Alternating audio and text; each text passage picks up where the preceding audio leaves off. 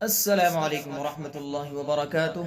उम्मीद है सभी दोस्त अहबाब खैरियत से होंगे। दोस्तों, आज हम आपको कुछ सुनाने वाले हैं।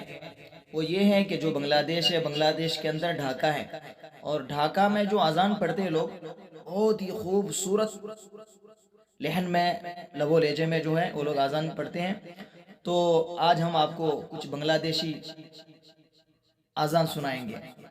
अगर आपको अच्छा लगे तो वीडियो को लाइक, शेयर और हमारे चैनल को जिक्र मुस्तफ़ा ऑफिशियल को सब्सक्राइब भी कर लीजिए। बेल आइकन को भी दबा दीजिए ताकि अगली वीडियो आपको आसानी से मिल जाए। तो चलिए आगे बढ़ते हैं अजान की तरफ। अल्लाहु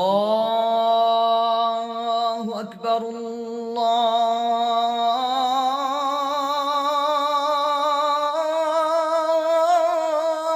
अकबर। ये पहली बार जब मौजिन अजान पढ़ते हैं, पहली मर्तबा अल्लाह अकबर जब बोलते हैं। दूसरी मर्तबा अल्लाह